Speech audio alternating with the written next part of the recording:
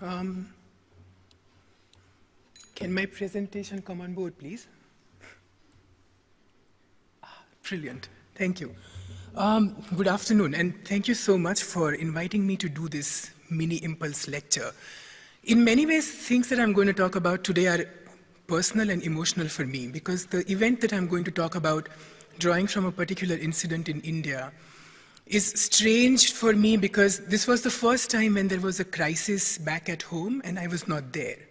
So it happened after I had left India. I had kind of moved to Germany, taking up this new position, and something went terribly wrong.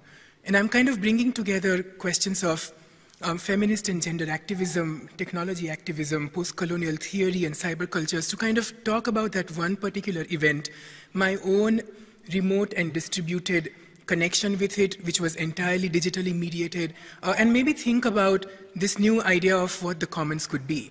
As you can see, I'm now perfectly happy. I wasn't till day before yesterday, but now I'm very thrilled because I found a title with alliterations. And we all know that once you have a good title, the talk is okay, right? But I'm going to talk about these three concepts of loitering, littering, and lettering to propose to you to think about an unintended commons. In December of 2013, as the year was coming to an end, India was kind of filled with shock and rage.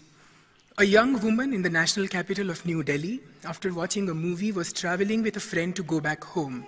She got onto a bus, one of the private shuttles that compensates for the deficit of public transportation in Delhi. What started as an ordinary bus ride quickly turned into a nightmare. As 6 men on the bus, all friends out for a night of fun and rampage, stunned the man with a knock on his head and threw him out of the moving bus, almost killing him. The men then overpowered the young woman and inflicted on her rape and sexual violence of a nature that makes your eyes water and your ears bleed. After hours of sustained abuse and torture, they discarded her body onto the empty streets of New Delhi and drove on. The woman, her internal organs twisted and her body broken by sexual violence, was taken to a hospital where she fought for life. Following almost a week of hospitalization, as the situation continued to worsen, her body unable to cope with the extreme violence it was subjected to, she was taken to she remained in kind of positive spirits, and she consoled her family and her parents who were devastated to see their daughter fighting for life. She talked to media and police, gave descriptions of the incident and the memories of the men and what they did to her. Her last words to her father were that she wants to get better, that she wants those men punished, and that she wants to get back to a normal life. In order to provide her with better health care and recovery from trauma, she was airlifted to Singapore, where eventually she died. And in her death, she left a country which was ablaze with shame, anger, horror, but denial, and a common collective sense of grief that was as visceral as it was vicious. Following the high media coverage and reports of this rape, the country came to arms. We shall not take it anymore. We wanted safer cities for our women. We wanted justice for those who had perpetrated this heinous act. We wanted harsher enforcement of sexual violence laws and stricter punishment for those caught engaging with it. We wanted the villains to be caught. We wanted them to be hung till death.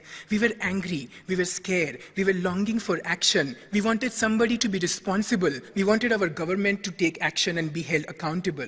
And for the first time, we were collected into the commons, digital or physical, taking action of different kinds, ranging from rallies and protests, marches and demonstrations, petitions and videos, commentary and tweets, signaling that the time for change had come.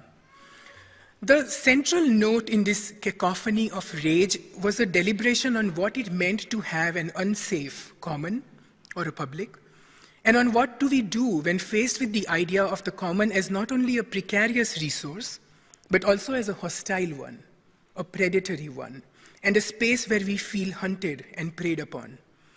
This is a defining moment in India's history of women's movement. For decades now, the Indian women's rights movement has been fighting to bring to the fore the extreme violence and misogyny that has been embedded in its systemic functioning of the publics and the commons. People with longer histories and memories will remember the gruesome case of Bhanwari Devi, who was a lower caste Dalit woman working for the state government of Rajasthan, who was gang raped while performing her duties in the public. Her report states that her husband was invalidated and made to witness as 5 men tore her body apart. The case was pivotal in Indian history because the district court had dismissed the complaint and acquitted the 5 men on the grounds that it was a falsified report. The judge decided that no man, no matter how beaten up he would be, would never watch his wife just being raped, that he must have surely done something to keep her safe. And then further suggested that the 5 accused men were all Brahmins belonging to a so-called upper caste in India, and that they would never even touch a lower caste woman like Bhavri Devi, leave alone have sexual intercourse with her. The legal battle that ensued has ensured that India since 1997 has had some of the most robust laws to protect women in public and workspaces, making the government and the employers responsible for their safety as a common resource. However, while the Vishakha guidelines, which draws its name from the case that was being fought and that came after the Bhavri Devi verdict, it was more a legal victory. It did not capture the public imagination of what the common is, or indeed what is our role and relationships with the commons. With the Delhi bus rape case in 2013, this question was driven home with great force, because this was no longer happening somewhere in the rural interiors of India. It wasn't happening to a disempowered woman in the Goonies. This was not happening to people who were poor and uncouth and lower caste and hence did not know better. This was not happening to women who are so removed from us that their plights are unimaginable and their pain escapable. This was happening to us now, to our women, to our daughters, to our sisters and girlfriends and wives. Violence like charity was suddenly beginning at home. And in the shock of the situation, there was a huge demand that the commons be made safe. It was time to reclaim the commons from these poor, uncouth, uneducated immigrant animals who are now moving around with predatory intentions in our societies and our public spaces. One of the most persistent arguments about making the commons safe for women was that they were a part of our larger social, economic, and political restructuring of India shining in the 21st century. They needed to travel through the city to do things like shop and go to work and meet with family and consume and engage in cultural activities. There was a strong sense of women's bodies in public as moving with intention, with purpose, with value, because they were developing and supporting the capillaries of consumption and traffic on the new commons that India is constructing for itself. Or in other words, we wanted to protect our women's bodies because women's bodies were the infrastructure that supports our connected networks and circulating worlds. We needed to create the commons as a safe space because the woman's body has an economic value and a worth, and that's why it suddenly became important. The result was a momentous committee report led by Justice Verma that invited a public consultation and after 80,000 submissions came up with a report for better governance and effective enforcement of law. This report, landmark in many ways, also invokes the equality of women and their entry into commons and the need to keep them safe as bodies that perform fruitful action and hence need to be protected. It is this idea of the commons as the space where people do things, which is so strongly entrenched in the notion of the traditional commons that I want to start unpacking. Because conversely then, the exclusions from the commons are for bodies that do not perform actions, or indeed bodies that do not perform actions that are valued by those who guard and define what the commons are going to be. Bodies that act are the bodies that matter. And so bodies that do not add value, or bodies that are not in motion, not in movement, not circulating, are the ones which need to be punished. This accounts, for example, for the long-standing law against loitering, and particularly loitering with intent. I find the phenomenon of loitering as challenging the ways in which we understand the commons, especially in the post-digital turn. Because as Shilpa Phadke, Samira Khan, and Shilpa Ranade argue in this incredible book called Why Loiter, loitering might become the key entry point into understanding the bodies that can stake a claim to the commons and bodies that are only allowed to pass through or appear with an apology in the space of the publics and the commons. Thus, traditionally in India, and I'm sure it's characteristic of many other parts of the world, men are allowed to group, to loiter, to hang without a purpose, and often hang around with an overt purpose of creating hostile public spaces for women, engaging in eve-teasing and sexual violence.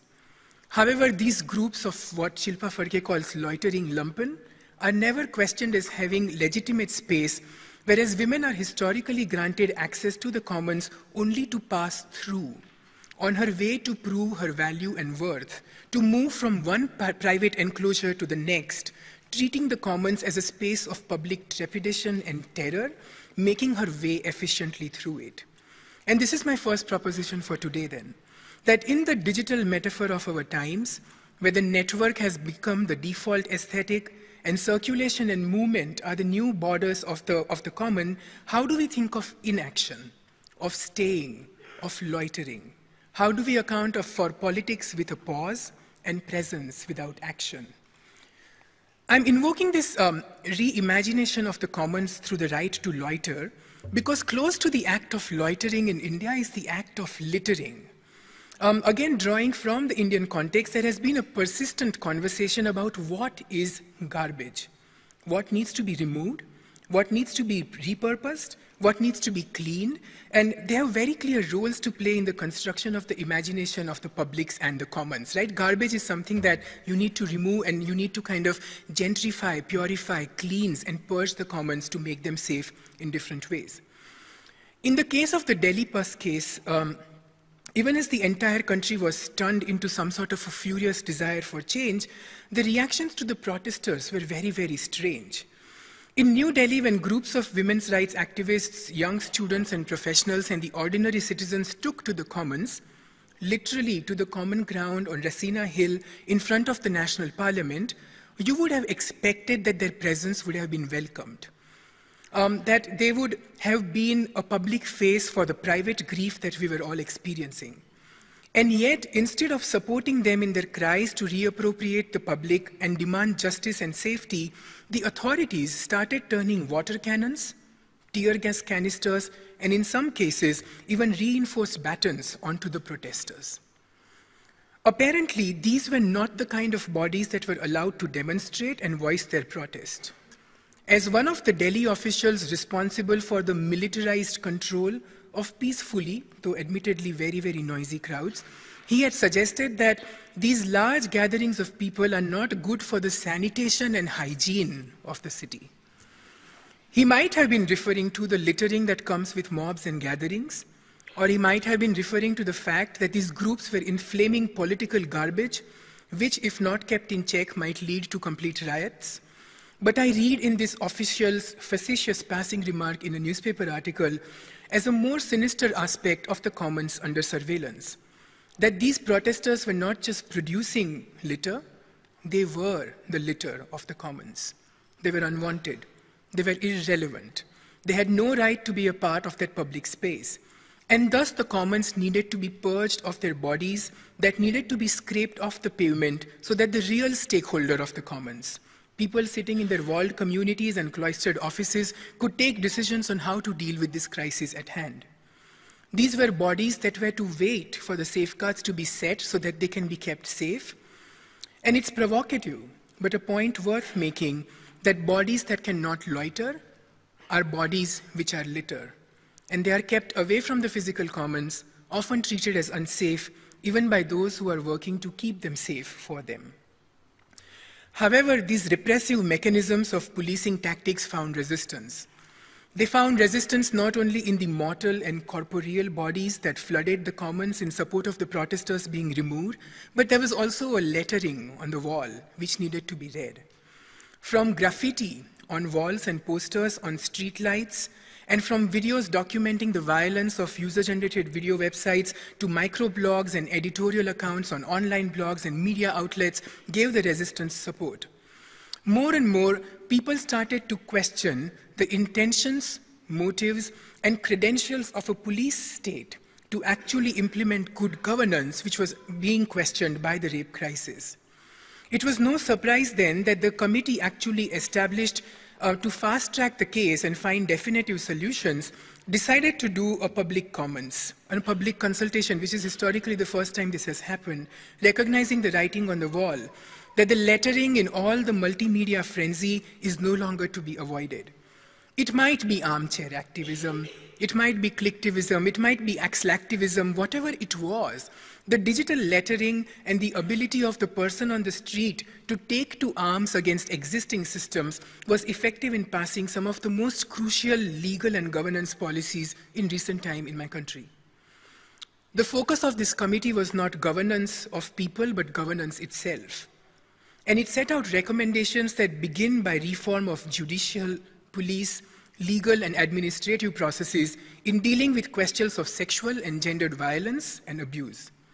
It admonishes the government in power, and this committee and its formulation is not the answer, but the beginning of very difficult questions that need to be posed at ourselves, and sets out to make a range of suggestions about creating safer, more inclusive and sensitive commons where the bodies can loiter, litter and letter in an act of self-determination, expression, desire and reassurance.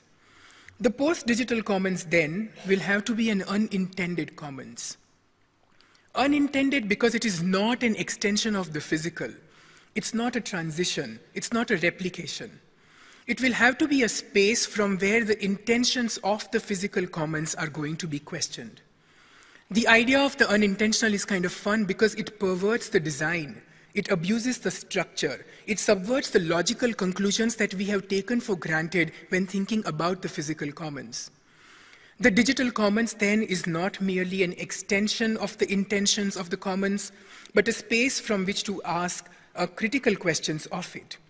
When we think of citizen action online or technology-mediated civic action, the basic problem often is that we expect the digital commons to live up to the measures and standards of the traditional ones. And often the discourse is about whether the new common is enough or not enough, falling short or surpassing the older frameworks. However, this reasoning is flawed because it keeps us in the orbit of older commons, which remain an uncontested category. It does not allow us to escape the intentions and logics of the older common structures where the common is treated as a resource that is slowly being subsumed by and synergizing with the logic of global capital. If we imagine and understand the commons only through that framework, we are only going to be in service of the same forces that we are arguing against because they are the ones who operationalize the commons as a property. And in the process, it allows us two simultaneous moves. It allows us to critically examine some of the values that we have taken for granted when talking about the commons, and it allows us to bring back the commons as a contested space and revisit ideas of openness, inclusion, and participation, which are so easily mounted onto the commons. And we want to look at the question of the intentionality, both of body and space, when it's being reconfigured. Looking at that which is not intended is a part of the architecture, but not a part of its operation, a part of the system, but not contained within its logic, gives us a new way of thinking about the commons. The commons not as a site, not a tool, not a resource, not a property, and not an exteriority. But to think of the commons as inviolable and an unalienable right. The commons as separable from the body, as necessary and fundamentally enshrined in the being of that body politic and body poetic, and this idea of the common not as a right to be traded on, as a resource to be traded off, and a currency to be exchanged and accrued, but the commons as the very life force that allows bodies without intentions to live. Bodies in pause, bodies without action, bodies that loiter, bodies that litter, and bodies that letter. And they help negotiate and navigate through the futures that are and should be unimaginable but probable, unintelligible but possible. Thank you.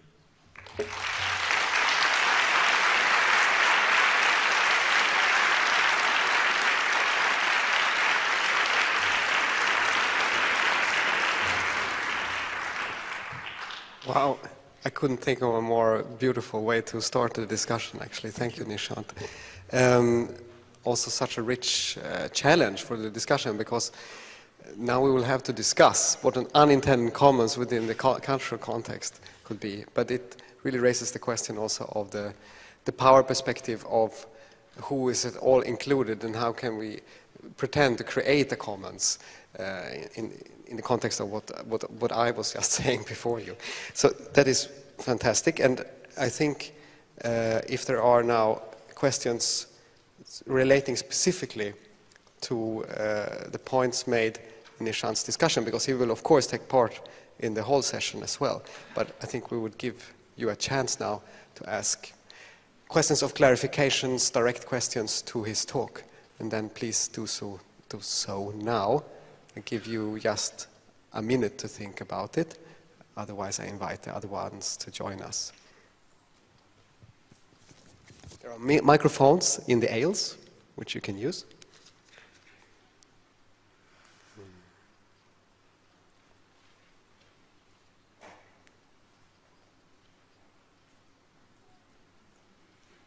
No? In that case, I think we take a seat.